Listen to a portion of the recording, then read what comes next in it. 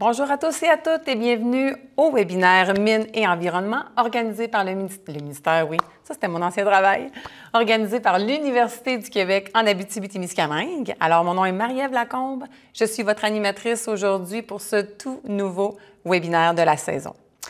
Alors, donc, comme plusieurs d'entre vous le savez déjà, les webinaires sont des conférences qui servent à partager les résultats des travaux de recherche réalisés par les membres de l'équipe de l'Institut de recherche en mines et environnement de l'UQAT. Donc, pour l'Institut, la présentation des dernières avancées est très importante, c'est une priorité. Alors, les conférences sont offertes par des membres du corps professoral de l'Institut. Donc, quelques points d'information. La présentation d'aujourd'hui sera d'une durée d'environ 40 minutes, suivie par une période de questions de 15 minutes. Je vous invite donc à utiliser l'outil questions-réponses situé au bas de votre écran pour nous poser vos questions et non via le chat. La conférence est enregistrée et sera disponible prochainement sur le site Web des webinaires où vous pouvez justement consulter les webinaires passés.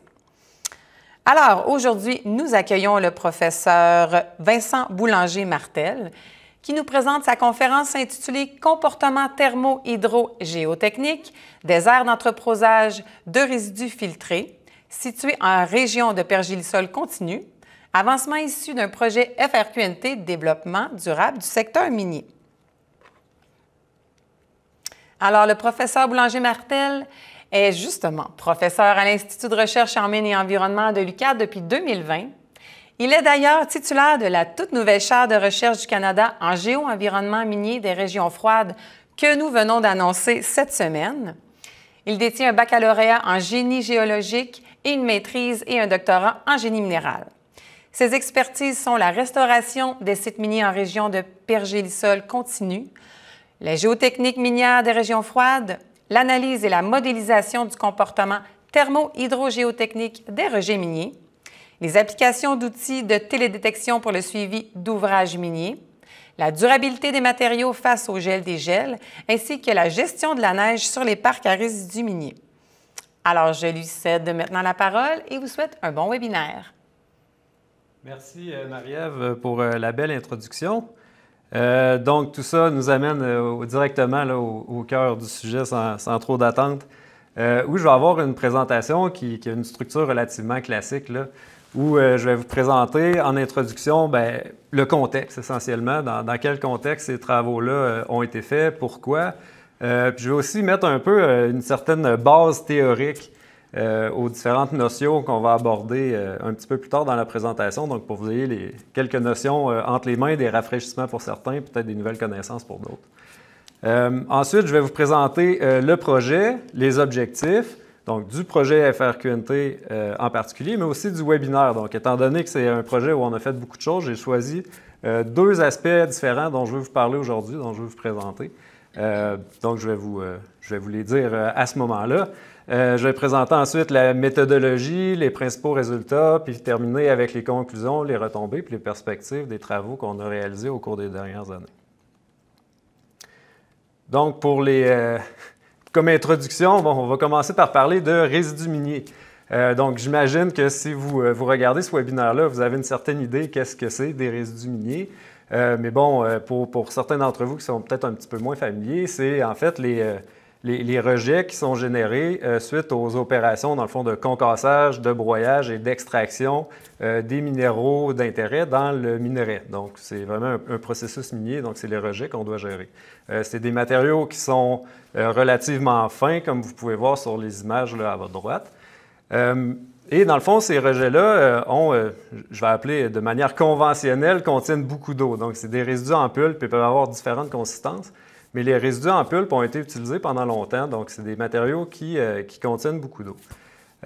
Maintenant, dans le fond, la tendance va graduellement vers des méthodes qui visent justement à avoir des résidus qui ont moins d'eau à l'intérieur, donc où on vise à retirer une quantité de cette eau-là.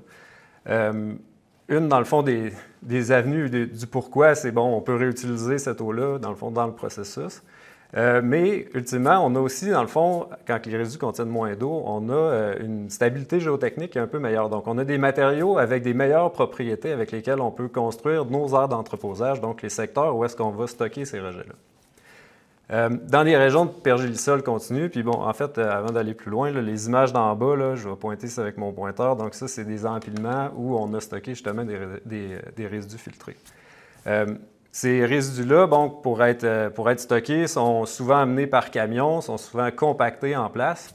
Ce qui, dans le fond, en termes d'opération, si on va avoir, dans le fond, des matériaux qui ont des propriétés relativement homogènes à l'échelle de l'empilement, puis si on veut aussi, dans le fond, maximiser le stockage, on veut faire une bonne compaction de ces matériaux-là.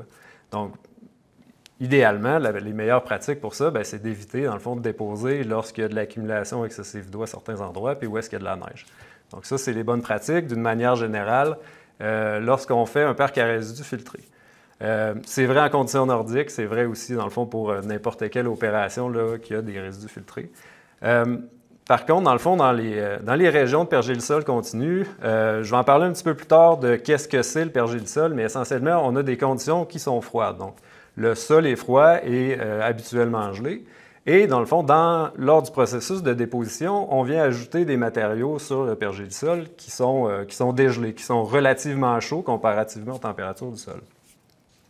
Donc, c'est ce processus-là qu'on va appeler le processus de gel d'un parc à résidus. Donc, doit avoir lieu. Donc, essentiellement, c'est les résidus qui, avec le temps, vont finir par geler en place.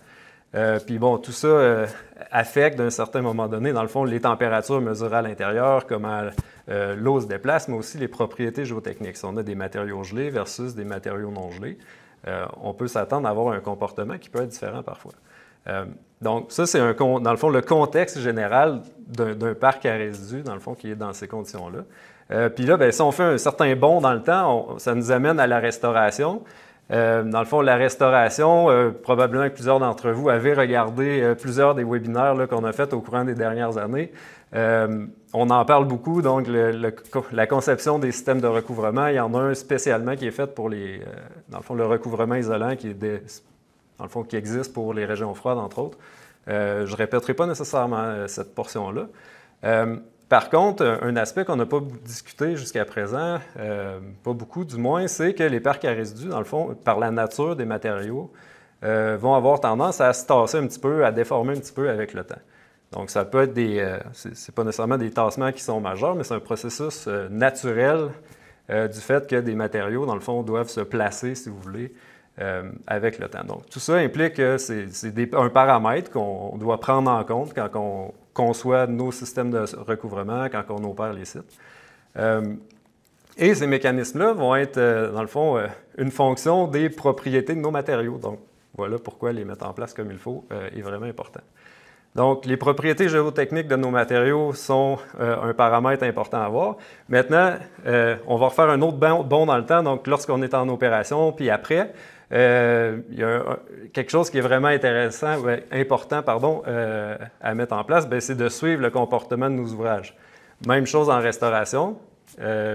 On veut aussi, en géotechnique, dans le fond, faire le suivi de nos ouvrages. Donc, c'est un autre aspect qui est important qu'on va aborder aujourd'hui. Pour rappel, dans le fond, cette figure-là vient de notre livre de restauration, aussi du webinaire qui a été fait récemment. Je vous mets un modèle conceptuel, si vous voulez, de comment est-ce que les températures sont distribuées dans le pergélisol. Donc, ça peut être dans un parc à résidus par-dessus du pergélisol ou dans du pergélisol naturel.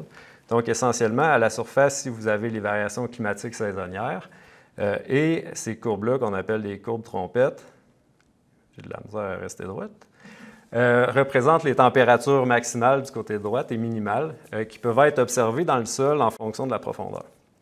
Ce qu'on remarque avec ça, dans le fond, vous avez 0 degré Celsius ici qui est l'isotherme. Disons que l'eau présente dans ce système-là gèle à 0. On a annuellement une couche ici qu'on appelle la couche active, elle, qui va geler puis qui va dégeler à chaque année. L'épaisseur de cette couche-là va varier d'un endroit à l'autre sur la planète, d'un matériel à l'autre. Mais en temps normal, dans les régions de pergélisol continu, c'est relativement faible. On parle des fois 1 mètre à quelques mètres au maximum. Versus tout ce qu'on retrouve, dans le fond, en dessous de ça, dans l'épaisseur du pergélisol, qui peut aller jusqu'à 500-600 mètres par endroit. C'est des matériaux qui sont froids, en bas de 0, habituellement gelés. Donc ça, dans un point de vue d'évaluer le comportement géotechnique de nos matériaux, par exemple, d'un ouvrage qui pourrait être à l'équilibre thermique ou qui pourrait être gelé, ce qu'on se rend compte, c'est que la portion dégelée de nos matériaux représente vraiment très peu de l'ensemble des matériaux versus la portion gelée. Donc, ça nous amène un peu à penser à quels mécanismes sont importants qui vont, dans le fond, gouverner les tassements, les déformations de matériaux qui sont gelés. Souvent, puis là, je vais faire un parallèle avec les matériaux non gelés. Lorsqu'on parle de matériaux non gelés, les tassements, je mets ça un peu simple, mais sont essentiellement attribués à la consolidation. Le mécanisme de consolidation, essentiellement, c'est que lorsqu'on ajoute une contrainte sur un sol, ce sol-là va se comprimer, principalement dû au fait qu'il y a de l'eau qui va être expulsée du système, comme on peut voir par la petite animation qu'il y a là. Le parallèle qui est à faire avec le fluage, c'est que le fluage, va être dû à l'ajout d'une contrainte sur notre sol. Par contre, dans ce cas-là, étant donné qu'on a un sol qui est complètement gelé, l'eau à l'intérieur, elle ne peut pas vraiment s'échapper. Donc, essayer de faire couler de la glace au travers des pores, mais en tout cas, moi, je n'ai pas encore été capable. Ce qui fait que, dans le fond, les variations de volume, dans ce cas-là, vont être dues à des modifications de la structure interne de notre sol. Donc, la glace, le sol vont se réarranger pour se mettre à l'équilibre avec ces contraintes-là. Donc, le fluage en tant que tel, c'est un des principaux mécanismes là, qui vont être importants pour bien comprendre, pour bien caractériser le comportement des matériaux gelés. Puis essentiellement, c'est ce qui va décrire les déformations, les tassements au fil du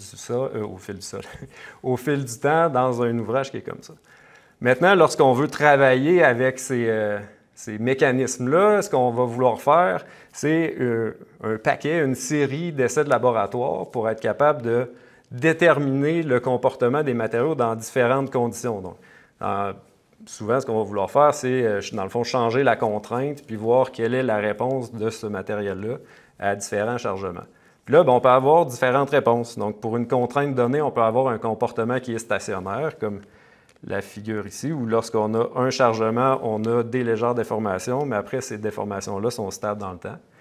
Mais d'un autre côté, on peut aussi avoir, lorsqu'on augmente la contrainte, on a un comportement qui est non stationnaire, donc qui va évoluer en fonction du temps.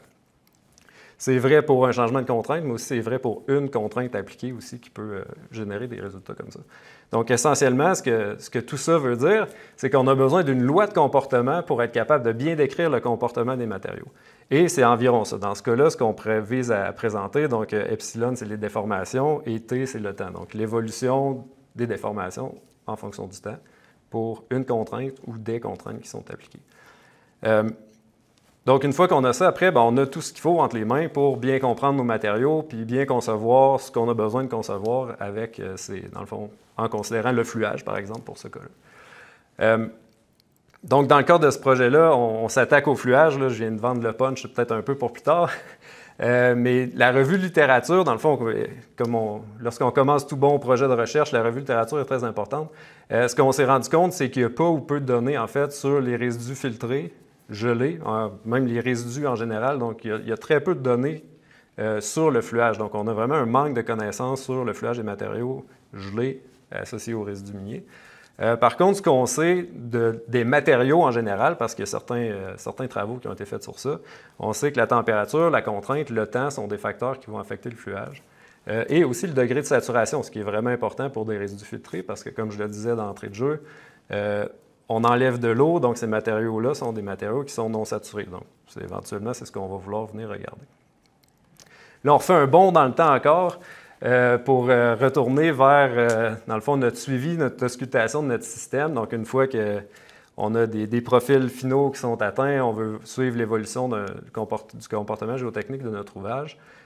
Comment est-ce que ça se fait? Je dirais de manière traditionnelle, c'est dans le fond de l'instrumentation, donc un suivi géotechnique plus conventionnel, donc des inclinomètres, des plaques de tassement, des choses comme ça, de l'instrumentation qu'on va suivre. Récemment, récemment, quelques dizaines d'années, mais surtout plus ces dernières années, on a une augmentation quand même des cas où on utilise la télédétection pour faire le suivi des ouvrages. On peut penser par exemple à photogrammétrie, LIDAR, là, qui sont faites par drone, qui sont des outils qui sont relativement souvent utilisés. Mais là, celui qu'on va s'intéresser aujourd'hui, c'est les approches plus satellitaires, notamment l'interférométrie radar à ouverture synthétique. À partir de maintenant, je vais utiliser INSAR, là, qui est l'abréviation anglaise pour cette technique-là.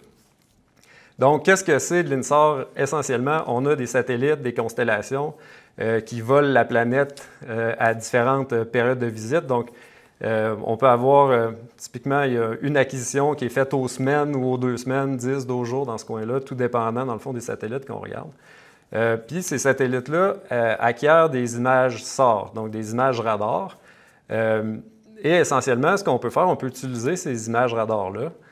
Et lorsqu'on les analyse en série, donc en série temporelle, donc une acquisition après l'autre, on est capable d'avoir des algorithmes qui vont utiliser la différence de phase des ondes radar pour déduire les déformations. Donc, tout ça est, je dirais, relativement compliqué, mais essentiellement, on a des images qui nous permettent de suivre la déformation. Ce qui est intéressant de cette approche-là, c'est que on peut avoir accès à des données historiques. Donc, si aujourd'hui, vous décidez d'en faire, bien, vous pouvez probablement retourner dans le temps, tout dépendant des satellites qui sont en orbite. Donc, c'est une approche qui est vraiment intéressante, qui a une résolution variable, mais qui a une précision qui est élevée, par contre. Donc, tout ça nécessite quand même une bonne quantité de traitement. Il y a des algorithmes qui sont pertinents pour faire ça. Aujourd'hui, on va en parler d'eux.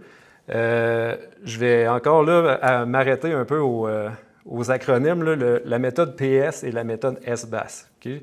Retenez ça, je vais vous expliquer qu'est-ce que ça veut dire exactement. La méthode PS est une approche qui utilise, dans le fond, le sol comme étant un réflecteur stable. Essentiellement, ce que ça vise à faire, c'est que l'algorithme identifie des points sur la surface qui est scannée pour suivre le mouvement dans le temps. Je dirais le défi relié à cette approche-là sur des parcs à résidus qui sont une surface relativement lisse, c'est qu'il y a très peu de ces réflecteurs stables-là. Donc, on a une couverture spatiale qui est relativement limitée dans ce cas-là. Ça peut être ajouté manuellement, mais essentiellement, on a une plus faible couverture spatiale. Dans le cas de la méthode SBAS, c'est une approche qui utilise des filtres spatiaux. Donc là, par filtre spatial, je veux dire que le retour, ou disons les images SAR, sont filtrées de manière à reproduire les mouvements de l'ensemble de la masse. Donc, essentiellement, ce que ça a comme résultat, c'est que une forte déformation sur une petite distance va apparaître comme une déformation moyenne, mais sur une plus grande distance. Donc, on vient atténuer un peu le bruit, mais essentiellement, ça nous permet d'avoir une bonne idée d'ensemble d'une surface lisse, par exemple, comme un parc à résidus, et des acquisitions de haute résolution, justement, limitent un peu ces effets-là d'atténuation des signaux, dans le fond, de déformation. Maintenant, quand on parle de pergélisol, on parle des hivers qui sont longs. Puis si on veut suivre les déformations d'un parc à résidus, bien, il y a de la neige, donc on ne peut pas utiliser ces acquisitions-là. Donc, on se ramasse avec un nombre assez limité d'acquisitions SAR qu'on peut utiliser pour faire le traitement. Donc, c'est sur ce point-là qu'on a voulu jouer, sur comment est-ce qu'on peut modifier l'approche de traitement pour bien faire le suivi de ces ouvrages-là. Maintenant, les objectifs du projet. Donc, pour ce qui est du projet FRQNT, donc le projet en général, donc visait à comprendre le comportement hydrogéotechnique des parcs à résidus miniers filtrés en région de pergélisol continu. Essentiellement, ce qu'on a voulu faire, c'est un peu le flow, la séquence d'une conception type, où on a voulu faire de la caractérisation, donc bien comprendre nos matériaux, les tester au laboratoire, ensuite faire du suivi sur le terrain, par télédétection, entre autres, des choses comme ça. Après, bien, utiliser l'ensemble de ces données-là pour faire de la modélisation et thermique et géomécanique. Donc, je parlais tantôt qu'il y a un lien entre justement comment la température est distribuée puis les propriétés mécaniques ou géotechniques des matériaux. Donc, c'est ce qu'on a voulu faire avec ça, avec ce projet-là. Maintenant, bon, bien, comme je disais, il y a vraiment très peu de données qui sont disponibles dans la littérature. On a eu vraiment beaucoup de travail à faire sur la base. Donc, apprendre à justement travailler avec les outils de télédétection. On a même dû concevoir des appareils pour être capable de mesurer le fluage. Puis c'est mes principaux objectifs aujourd'hui. Donc, tout ce qui est modélisation, c'est des travaux qui sont en cours présentement qu'on va présenter plus tard. Donc, mon objectif d'aujourd'hui est vraiment de vous présenter les développements en termes de techniques de mesure puis de techniques de suivi. Qu'est-ce qu'on a fait puis qu'est-ce que ça nous donne comme résultat. Donc, d'un premier point, on va regarder, je l'ai vendu tantôt, on va parler de fluage. Donc, on a conçu un appareil, je vais vous présenter cet appareil-là. Je vais vous présenter des résultats de caractérisation préliminaire qu'on a fait pour évaluer l'effet du fluage, du degré de saturation sur le fluage, pardon. On a validé des modèles constitutifs, je vais vous présenter ça. Aussi, vous présenter les effets de la température sur le fluage. Maintenant, ces résultats-là sont présentement en cours de rédaction, en cours d'interprétation. Il y a même certains essais qui sont encore en cours là, par, dans le fond, un étudiant au projet. Donc, pour ne pas vendre le punch, je vais vous présenter des résultats sommaires de ça. Donc, dans le fond, j'ai ressorti les principaux résultats pertinents pour être capable de vous montrer le comportement, comment est-ce que ces matériaux se comportent finalement. Puis ensuite, je vais vous présenter la technique INSAR. Donc, on a travaillé à développer une approche de suivi des déformations par INSAR. Puis on a certaines valeurs mesurées sur le terrain qu'on utilise pour calibrer ou évaluer un peu la performance de la méthode qu'on a mesurée. Donc, ce projet-là, le titre le dit, c'est un projet qui a été financé par le FRQNT. C'est un projet de 3 ans qu'on a rallongé un petit peu. Un budget total de 518 000 canadiens. Dans le fond, dans ce projet-là, il y a eu du support financier et par contribution en nature là, de partenaires de l'IRM4 Polytechnique, dont Mines Raglan et Mines Agnico Eagle. Donc, ils ont été partenaires dans ce projet-là. C'est un projet qui a été piloté par Bruno Bussière, qui est professeur à l'UQAT ici, avec la collaboration de ma mère Bonimpa à l'UQAT, de moi-même, à Polytechnique, de Lily, de Thomas Paps, qui est maintenant rendu au NGI, et de chercheurs, dans le fond, de l'Institut norvégien de géotechnique, le NGI que je parlais tantôt, Malte Våge, Regula Fraufelder, puis Sean Salazar. Puis il y a 3 étudiants aussi qui ont été... 3 étudiants et étudiantes qui ont été impliqués au projet. Donc, Weber Anselmo, qui est au doctorat, qui a travaillé, qui travaille encore sur l'objectif 1, ses résultats devraient sortir bientôt. Moutaz Nujaim, qui a été stagiaire postdoctoral, qui a travaillé principalement sur l'objectif 2, donc les outils de suivi, mais aussi à développer les outils de caractérisation. Puis Raoula Abadi, qui est à Poly, qui travaille au doctorat, qui, elle aussi, dans le fond, devrait être sur le point de finir, qui travaille sur l'objectif 3, donc la modélisation qu'on ne parlera pas aujourd'hui. Donc, maintenant, on va rentrer dans le cœur du sujet, donc la méthodologie. Donc, comme je disais, on a besoin d'un contexte pour pouvoir faire ce genre de travaux-là. L'idée, c'est d'avoir des conditions représentatives, dans le fond, d'un site en particulier, donc pas travailler dans le vide, avoir des bonnes bases sur lesquelles baser nos travaux. Donc, comme Mines Raglan était un partenaire, donc on a travaillé on s'est inspiré de leur site pour faire ces travaux-là. Contexte rapidement, dans le fond, Mines Raglan, c'est une mine de nickel qui est en opération depuis 1997, qui font du résidu filtré depuis qu'ils sont en opération. Donc, ça fait quand même un bon bout, là, probablement un des premiers, là, du moins à l'échelle du Québec. Donc, ils ont quand même, c'est ça, une bonne expérience dans l'opération de ces rejets-là. C'est une région de pergélisol continu, donc c'est entre les communautés inuites de Salouit et Kangersuqsuaq. Donc, on avait le contexte parfait pour inspirer, dans le fond, les recherches qu'on a faites. Donc, d'un point de vue, là, je parlais des 2 axes, d'un point de vue caractérisation, donc développement des projets au laboratoire, on a utilisé les conditions in situ du site pour inspirer nos conditions expérimentales pour les essais de fluage.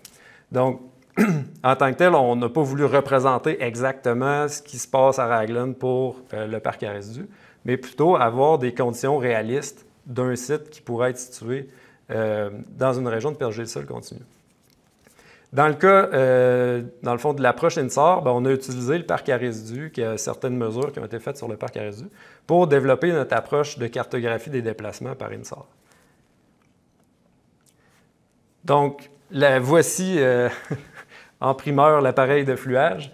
Donc, essentiellement, c'est un appareil qui a été conçu pour faire des essais de fluage à charge constante, uniaxiale, donc c'est seulement une charge qui est appliquée par le dessus, et à température contrôlée, qui est disparue en arrière de la photo.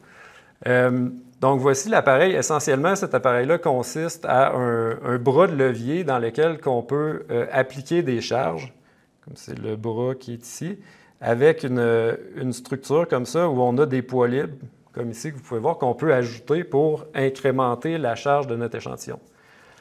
l'échantillon, lui, en tant que tel, est placé dans ça c'est ici, là, un bâti où on peut, dans le fond, contrôler la température de l'échantillon puisqu'il est connecté à un bain thermique. Donc, on a essentiellement le porte-échantillon agit comme un échangeur de chaleur pour contrôler la température de notre échantillon. Ensuite, bien, justement, ces essais-là sont faits où on suit la charge, donc avec un load cell, je m'excuse, j'ai juste le mot en français qui me vient à la tête, une cellule de chargement avec des LVDT, donc des capteurs de déplacement.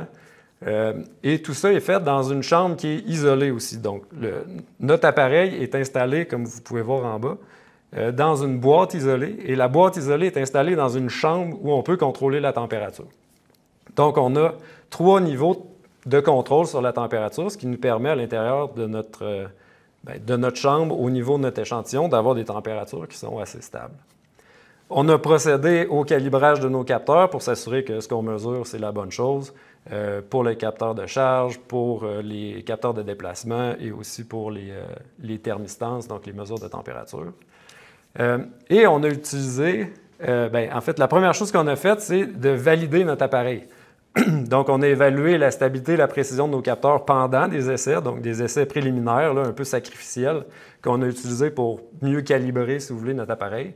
Ensuite, on a fait des essais de validation sur un sable d'Ottawa. Donc, ça, c'est un matériel pour lequel on avait des données à différents niveaux de contraintes. Donc, on a essayé de reproduire ces essais-là pour nous donner confiance en notre appareil, pour s'assurer qu'on est capable de bien reproduire des résultats qui existent déjà.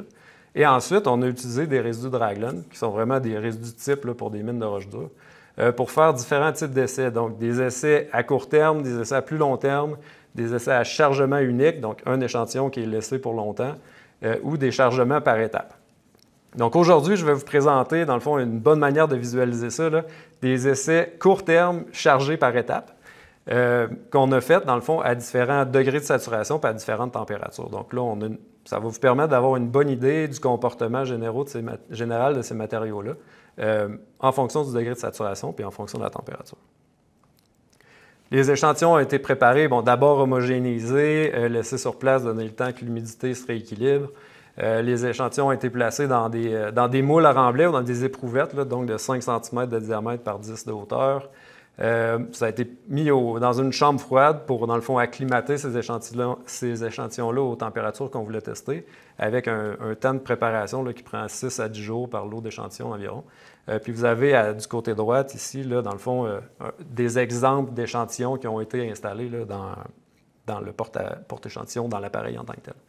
Et un essai se faisait, premièrement, dans le fond, en appliquant à notre échantillon le poids de l'appareil, donc qui est d'environ 300 kPa, pour une durée de 24 heures, pour les essais à court terme, je dis bien. Ensuite, à chaque 24 heures, on augmentait, dans le fond, la charge, donc la contrainte qui est appliquée sur notre échantillon de cette manière-là. Et on suivait, dans le fond, les déformations, on le suit encore d'ailleurs, au travers du temps, ce qui nous permet d'avoir les courbes, dans le fond, temps de déformation, contrainte de déformation qu'on a besoin pour valider nos différents modèles constitutifs. On refait un autre bond dans le temps, on traverse du côté du suivi de l'auscultation. Dans le fond, pour développer les méthodes INSAR, on a utilisé les données de Sentinel-1 en orbite ascendant. Il y avait deux possibilités d'acquisition, la Track 62 et 91, qui couvraient dans le fond le parc à résidus de mine Raglan. On a décidé de prendre la Track 91 essentiellement parce que les paramètres d'acquisition étaient plus optimales que la 62. Et dans le fond, on a retiré ou téléchargé l'ensemble des acquisitions qui étaient disponibles pour ça, pour ce satellite-là, cette track-là. Ce qu'on s'est rendu compte, c'est que sur une durée de 5 ans, il y avait seulement 30 % des acquisitions de disponibles qui ne comportaient pas de neige. Donc, c'est quand même un nombre relativement limité par rapport à par exemple, le même traitement qu'on pourrait faire dans un endroit où il n'y a pas d'hiver du tout, dans le fond, où on aurait le 100 % de ces acquisitions-là. Puis ça, ça nous a amené certains défis en termes d'interprétation, comme je le disais en introduction, qu'on a voulu venir corriger. Donc, je parlais des approches de traitement tantôt. Si on parle d'une approche S-base qui est adaptée pour les surfaces lisses, les parcs à résidus, avec des paramètres vraiment types, on parle d'un S-base avec une base temporelle de 60 jours. Donc, essentiellement, il y a une fenêtre d'observation de 60 jours sur les analyses INSAR qu'on regarde qui se déplacent, dans le fond, avec le temps. Ce qui faisait que, en fait, chacune des saisons n'était pas reliée. Puis tout ça, vous allez voir tantôt, a eu un impact sur la manière comment les résultats sont interprétés. Donc, pour aller un peu plus loin, puis vous allez mieux comprendre avec les résultats, on a fait des analyses PS pour venir valider certaines choses que je vais vous expliquer un petit peu plus tard. Et finalement, on a testé une approche où on a allongé la base temporelle pour être capable de connecter l'ensemble des saisons. Donc, pour que d'une année à l'autre, on regarde ce qui s'est fait l'année d'avant en termes de déformation pour interpréter les déplacements sur notre parc à résidus. Puis, bien, tout ça a été comparé avec des données des monuments arpentés sur le terrain sur une période d'une dizaine d'années. Donc, d'un point de vue résultat, pour le fluage,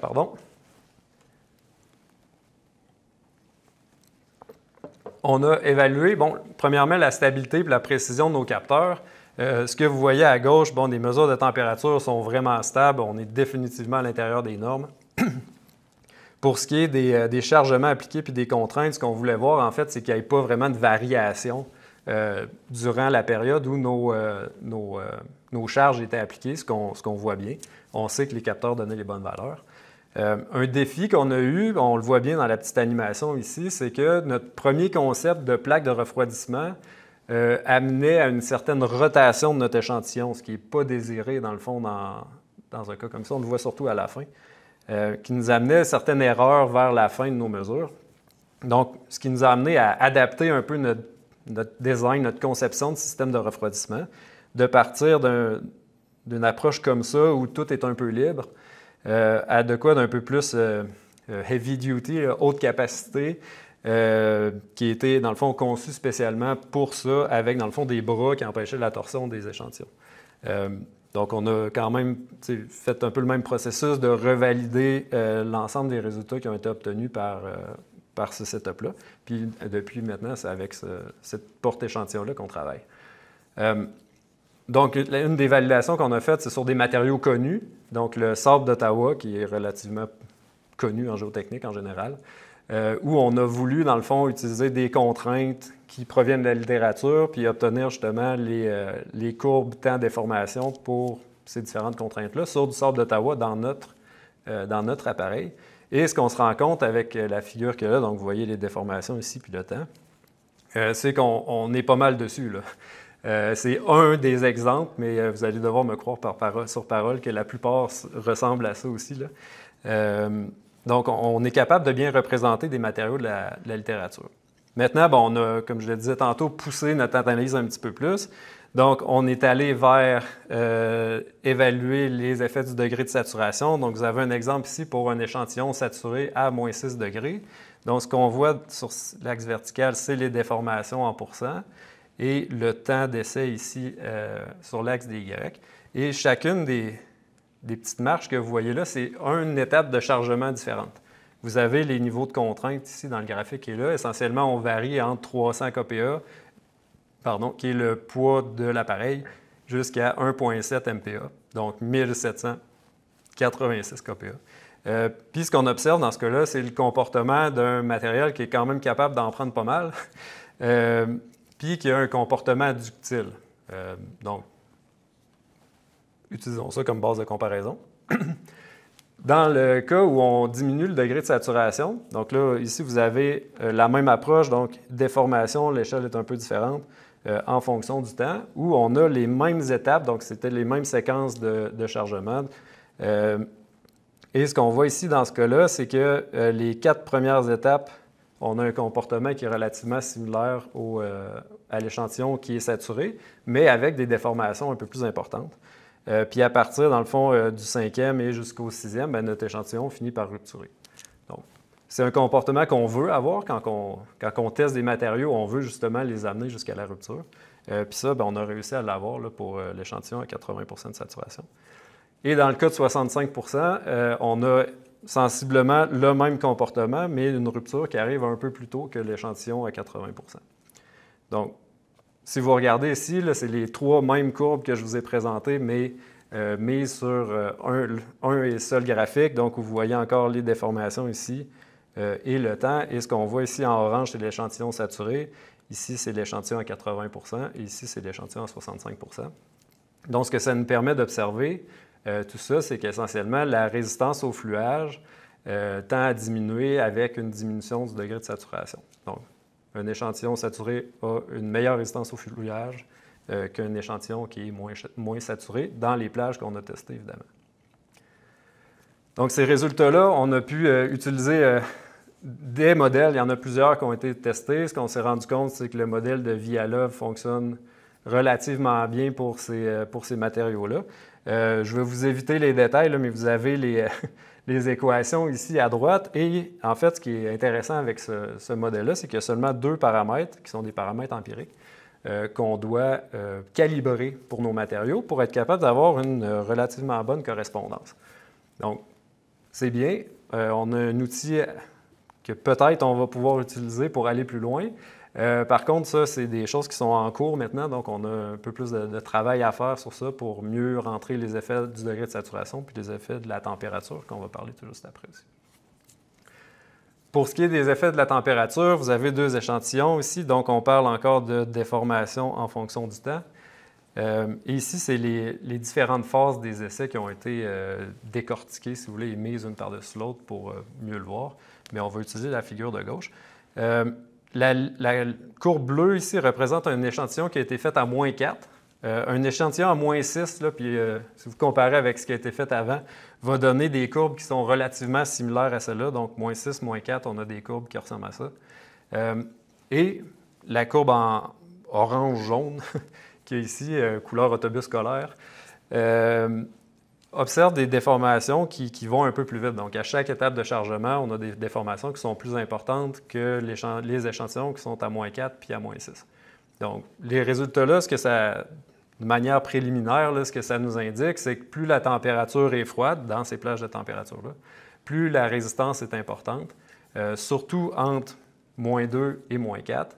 Puis bon, je me permets d'avancer une hypothèse pour ça qu'on va investiguer justement dans les prochaines semaines, entre autres, c'est qu'on s'attend à ce que ce soit probablement les propriétés de la glace, puis surtout la quantité d'eau liquide à l'intérieur de ce système-là qui peut venir influencer ça. Donc, ça va être à vérifier, notamment par des mesures de courbes de gel là, qui doivent être faites pour évaluer ces matériaux-là. Plus mettre du contexte sur les résultats. Maintenant, donc, pour les résultats d'INSAR, donc voici les résultats S-BAS pris avec la base temporelle de 60 jours, donc ce que j'appelle l'approche conventionnelle. Le parc à résidus ici, le reste, c'est du terrain naturel autour. Je vais attirer votre attention sur une chose, étant le point C. Donc, ce qu'on observe avec cette technique de mesure-là, cette approche d'intégration des données, d'interprétation des données, c'est que le sol naturel accumule des déformations de manière complètement irréaliste. Donc, la principale hypothèse qu'on a par rapport à ça, c'est qu'étant donné qu'on applique un modèle linéaire à ces déformations-là et qu'il n'y a pas de lien entre les saisons, on fait seulement qu'accumuler des déformations, quand en réalité, c'est fort probablement des cycles de gel-dégel qu'on voit. Donc, on a des déformations qui vont varier au cours de la saison, entre autres à cause de l'hiver, du gel qui pénètre dans le sol, du dégel de la surface. Par contre, l'hiver, on ne peut pas rien mesurer. Mais c'est ce qui est le plus plausible dans ce genre d'approche-là. Puis c'est pour ça qu'on est allé voir l'EPS pour valider cette hypothèse-là. Avec l'EPS, on parlait de réflecteurs stables tantôt, qu'on avait une faible résolution sur un parc à résidus, par exemple, étant donné que c'est lisse. Vous en avez une belle présentation ici. Donc, on a des points qui sont beaucoup plus espacés, qu'il y en a sur le terrain naturel, par exemple, qui a plus de ce genre de réflecteurs-là. Et ce qu'on voit dans cette analyse-là, encore là, je vais attirer votre attention surtout sur le sol naturel. Quand on fait ça, puis bon, l'analyse PS, en passant, prend en compte là, les hivers qui s'accumulent. on a une vélocité ou des déformations qui sont moins d'1 millimètre par année, donc autour de 0,62 là, sur la fenêtre qu'on a regardée, ce qui fait beaucoup plus de sens. Donc, essentiellement, on a des déformations qui sont très minimes, qui sont vraiment pas loin de la limite de détection. Donc, on a un terrain naturel qui est composé essentiellement de roc, qui est pas mal plus stable. Donc, c'est fort probablement notre idée des saisons qui était la problématique dans les interprétations.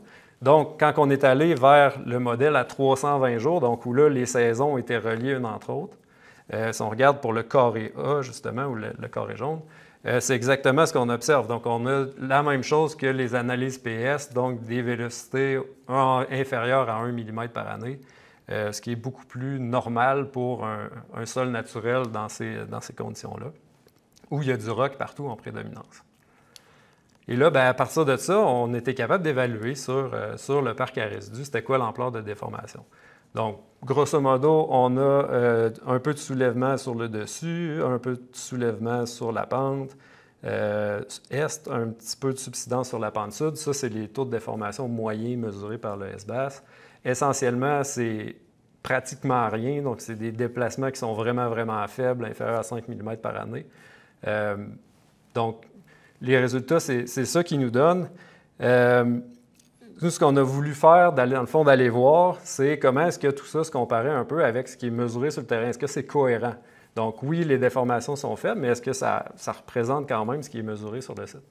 Donc, on a été voir plus avec nos jumelles. Donc, on a fait un zoom sur la pente est, qui est le secteur qui est le plus instrumenté, où on voit, par exemple, dans ce secteur-ci, où il y a des légers soulèvements. Donc, puis ça concorde bien avec les données qui sont ici avec des légers soulèvements. Même chose ici, donc une légère subsidence. On voit une légère subsidence dans ce coin-là. Les valeurs qui sont données là, dans cette section-ci, donc c'est les déplacements verticaux totaux sur une période de 10 ans. Là, donc, il faut tasser la virgule. Là, je vous fais faire un petit peu de calcul. Mais essentiellement, on est encore nettement en bas du 5 mm par année qu'on avait mesuré avec SBAS. En tant que tel, ces deux techniques-là, donc des monuments d'arpentage et du SBAS, ne se comparent pas directement. Par contre, les tendances qu'on observe le sont, puis c'est vraiment ce qu'on voit. Donc, on a une technique qui est capable de, dans le fond, nous permettre d'interpréter le comportement global de notre système du parc à résidus, dans le fond, dans des parcs à résidus, dans d'autres structures géotechniques aussi, dans des conditions de pergélisol continu. Maintenant, bien, la principale limitation, c'est que c'est difficile, comme je le disais tantôt, de faire sortir les tassements différentiels. Puis tout ça bien, nous amène aux conclusions puis aux retombées. Donc, j'ai séparé ça en fonction des techniques qu'on a développées. Premièrement, pour le fluage, bien, ce qu'on a vu aujourd'hui, c'est que les résidus filtrés, gelés, saturés sont plus résistants au fluage que les résidus filtrés, gelés, non saturés. Bon, puis il y avait une différence aussi entre 65 et 80 % de saturation. Donc, de ce qu'on a vu, c'est essentiellement une fonction du degré de saturation dans la plage qu'on a regardée. Relativement près du point de congélation, là, je parle le -2 qu'on a testé, plus la température est faible, plus la résistance au fluage est importante. Donc, -2 versus -4 et -6. Le modèle constitutif de Vialov 1986 qui semble fonctionner pour les résidus filtrés gelés, on a encore des travaux à faire là-dessus. Puis ça, bien, c'est un des principaux points, là. Dans le fond, de bien comprendre le fluage, là, c'est assez important là, pour les analyses de stabilité des parcs à résidus filtrés puis en restauration. Par contre, c'est un processus qui est vraiment lent, qui agit sur le long terme. Puis là où je vais vraiment insister, c'est que ce qu'on a fait, c'est vraiment parmi les premières études sur le fluage des résidus miniers filtrés, gelés, même résidus en général. Ce qui nous amène un peu à nous poser plus de questions. Donc, ce qu'on a fait, c'est vraiment une des premières étapes là, dans un processus à beaucoup plus long terme qui va vouloir nous amener vers une meilleure compréhension, dans le fond, du comportement, surtout en fluage des résidus gelés. Par exemple, nous amener à faire des essais, dans le fond, à contrainte triaxiale. Donc, on a fait du uniaxial qui représente essentiellement, je vais imager ça, mais c'est de faire des essais de rupture sur un château de sable, tandis que dans le fond, des essais de fluage en contrainte triaxiale nous permettraient d'aller simuler des conditions plus en profondeur, dans le fond, plus représentatives, par exemple, de conditions in situ. Pour l'INSAR, bien, on a vu qu'il y a les conditions spécifiques, ils jouent quand même beaucoup dans comment est-ce que les traitements plus standards, qu'est-ce qu'ils nous donnent en fait comme résultat. Donc, c'est important d'adapter ces techniques-là d'interprétation pour les conditions particulières des conditions de pergélisol, là, donc notamment là, la période hivernale puis la présence de neige. INSAR nous a permis, dans le fond, de cartographier de manière adéquate les déplacements de la surface du sol. Mais il faut garder en tête que les tassements différentiels sont encore difficiles à détecter pour cette technique-là, surtout pour les surfaces lisses comme ça. Maintenant, bien, mon message avec ça, c'est que ce qu'on a développé là avec l'INSAR, c'est un outil du coffre à outils. Quand on fait du diagnostic puis du suivi de comportement, bien, c'est important d'utiliser plusieurs instruments, puis idéalement que ça nous amène vers tout un peu la même conclusion. Donc vraiment, mais c'est un outil qu'on peut utiliser pour faire ce genre de suivi-là. Maintenant, bien, je pense que vous venez qu'à le comprendre, mais il y a des avancements, puis il y a certaines retombées importantes de ce projet-là. Bien, premièrement, c'est qu'on a développé la méthode de caractérisation du fluage pour les résidus gelés à température contrôlée. Donc, on a maintenant un appareil à l'U4 qu'on peut utiliser pour faire ce genre de test-là, disons, classé en géotechnique expérimentale. On a été capable d'adapter l'approche INSAR pour des conditions de pergélisol continu, ce qui n'existait pas avant. Puis on a une bonne idée. Là, bon, vous en avez une introduction, mais il va y avoir plusieurs papiers à suivre là-dessus. On a une bonne idée là, du comportement fluage des résidus miniers filtrés gelés. Et aussi une certaine idée des modèles constitutifs qui peuvent être utilisés pour représenter ces conditions expérimentales-là. Ces résultats-là ont été diffusés à plusieurs niveaux, à des conférences canadiennes de géotechnique, à conférences internationales sur le pergélisol. Dans le fond, il y a eu la formation continue, disons, c'est l'approche de la fin, de 2 étudiantes au doctorat et d'un stagiaire postdoctoral. Puis éventuellement, bon, un de mes objectifs, c'est d'intégrer ces concepts-là dans des nouveaux cours à l'U4. Là. Donc, les cours de géotechnique à venir vont possiblement parler de fluage de sol ou de résidus miniers gelés. Comme je le disais, puis je l'ai répété, il y a plusieurs de ces travaux-là qui sont en cours de publication, notamment les travaux sur le fluage et sur la modélisation numérique. Donc, restez aux aguets pour en savoir plus. Donc, vous allez avoir des études plus complètes, là, documentées, que vous allez pouvoir avoir accès. Puis, bien, les travaux en géotechnique, là, des rejets miniers gelés, ça fait partie intégrante des travaux que je réalise, puis notamment, nouvellement, là, ça rentre tout dans le cadre là, de ma nouvelle chaire de recherche du Canada en géo-environnement minier des régions froides. Donc, je termine en disant merci à nos partenaires, donc aux partenaires de l'IRMU4 Polytechnique, au FRQNT et spécialement à Mine Raglan et à Agnico Eagle là, qui ont participé activement à ce projet. Donc, merci. Vos questions sont les bienvenues. Super. Merci beaucoup, professeur Boulanger-Marthez. C'était très intéressant. C'est toujours évidemment intéressant de comprendre le projet, mais de voir les retombées concrètes aussi, là, ça nous aide à savoir pourquoi on fait ça. Donc, on a des questions. C'est donc la période de questions. Je vous invite à déposer vos questions dans l'outil questions-réponses. Alors, une première question. Lors des mesures avec le PR, comment on interprète des vitesses de déplacement négatives? Avec le PS, c'est dans le fond, les vitesses de déplacement négatives sont des tassements. Donc, on a une subsidence. Donc, d'une analyse à l'autre, le bilan est négatif. Donc, on a un tassement. Si une analyse est positive, donc on a un soulèvement, donc on a une accumulation. Donc, par exemple, la valeur négative. On va mettre ça vraiment simpliste. Si on prend un bol d'eau qu'on gèle, bien, le bilan va être positif donc, parce qu'on a une augmentation de volume. Puis à l'inverse, si on mettait le senseur sur de la glace qui fond, bien, ce serait un bilan négatif parce qu'on a une réduction du volume. OK. Donc, les vélocités sont positives si c'est une accumulation, un soulèvement. Négative si c'est un tassement. Parce que justement, la prochaine question, c'est de dire quelles sont les principales causes de déplacement dans ces parcs à résidus, dans le pergélisol. Alors, c'est-tu vraiment justement l'eau qui est en mouvement qui cause des déplacements? C'est une bonne question qui mérite pas mal plus de travail de notre part. Je dirais les travaux qui ont été faits dans ce cadre-là, ça a été, puis surtout avec l'analyse INSAR, ça a été de suivre, est-ce qu'on est capable de bien les suivre. Là, ce projet-là, on a fait aussi du laboratoire qui nous donne les propriétés des matériaux. Mais là, il nous manque des morceaux de l'équation pour dire exactement, dans un cas spécifique ou dans un autre, qu'est-ce qui... Parce qu'il peut y avoir plusieurs éléments. Il peut y avoir Ça plusieurs serait pas éléments. toujours les mêmes raisons. Un terrain naturel ici, n'importe où est-ce que vous êtes, qu'il y a du gel, dégel, là, vous allez voir, votre terrain bouge un peu avec l'hiver, notamment parce que l'eau, dans le fond, gonfle dans les sols. Exact.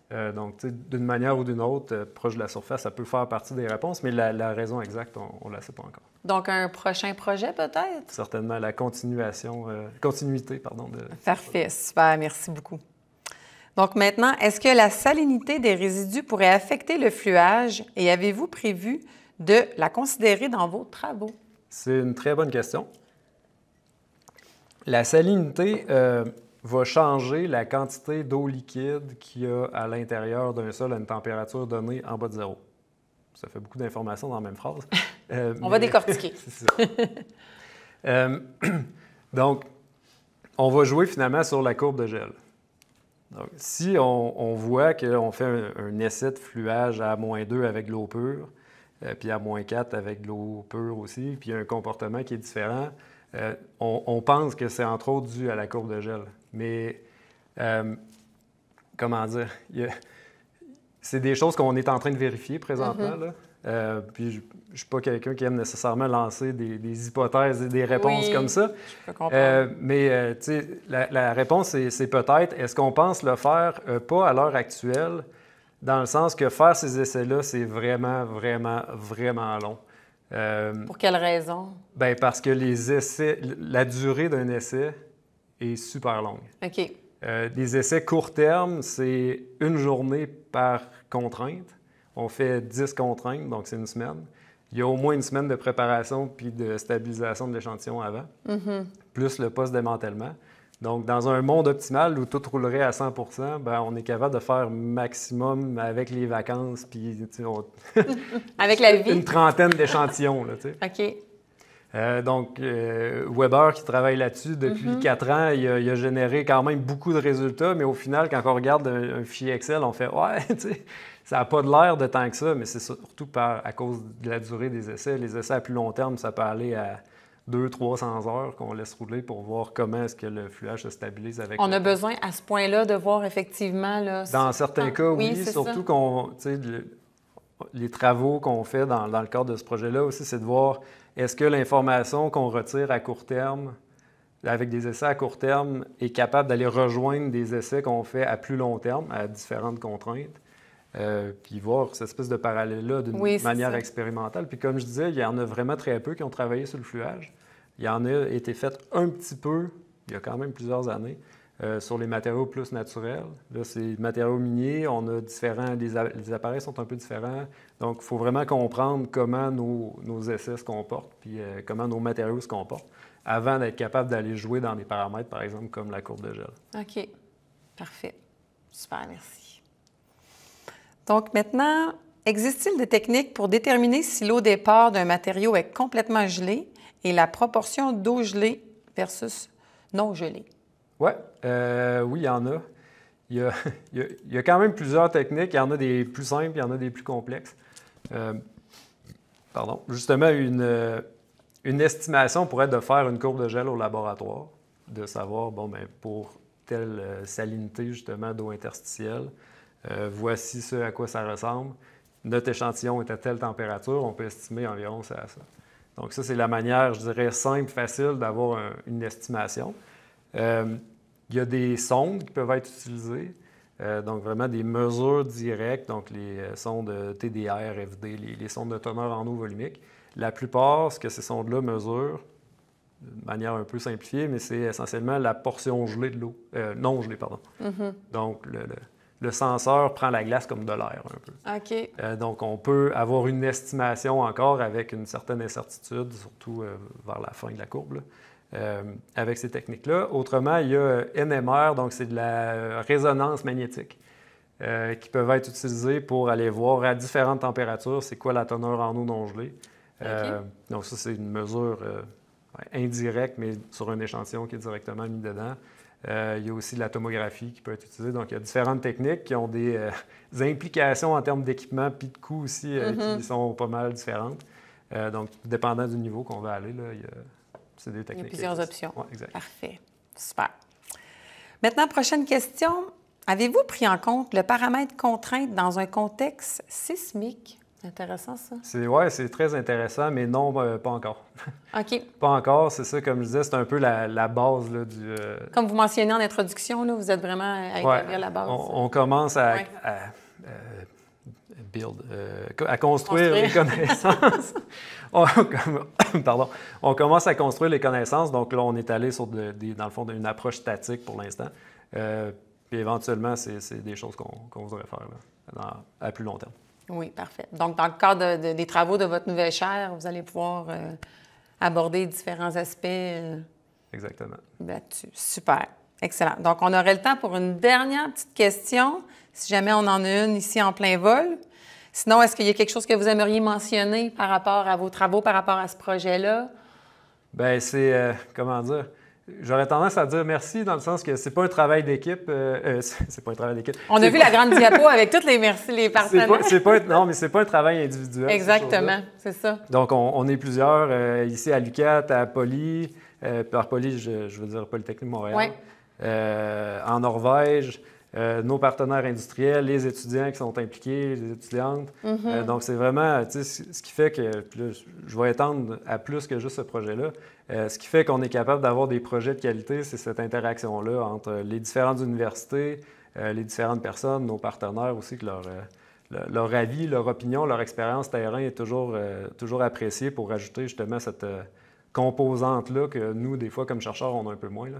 Donc, on a vraiment une belle dynamique. Là, puis, toutes les discussions, les échanges que ça suscite, on se challenge, comme on dit. Oui, exactement. Donc, ça, c'est, je dirais, un gros merci à tout le monde. Puis, c'est vraiment un super milieu pour évoluer. Là. C'est parfait. Bien, merci beaucoup. Merci. C'est ainsi que se termine la période de questions. Donc, de toute façon, si vous avez des questions supplémentaires, vous pouvez les faire parvenir à l'adresse courriel qui apparaît tout de suite au bas de l'écran. Un suivi sera fait dans les meilleurs délais. L'enregistrement sera également envoyé à l'ensemble des personnes inscrites à ce webinaire et rendu disponible sur le web. Et si vous désirez une attestation de présence, vous pouvez nous le demander. Il nous fera plaisir de vous en envoyer une. Alors voilà, je vous remercie beaucoup de votre participation aujourd'hui. Merci beaucoup au professeur Boulanger-Martel et félicitations encore pour votre nouvelle chaire de recherche. Merci. Donc, tel que mentionné, c'est ce qui termine la saison 2024-2025 des webinaires. Restez à l'affût dès l'automne prochain pour, qui sait, peut-être l'annonce d'une nouvelle saison. Bonne journée et bon été à tous et à toutes. L'Institut de recherche en mines et en environnement, renommé sur la scène internationale, présente le premier MOOC sur les mines et les changements climatiques. C'est une nouvelle formation en ligne, gratuite et à la portée du grand public. Inscrivez-vous dès maintenant.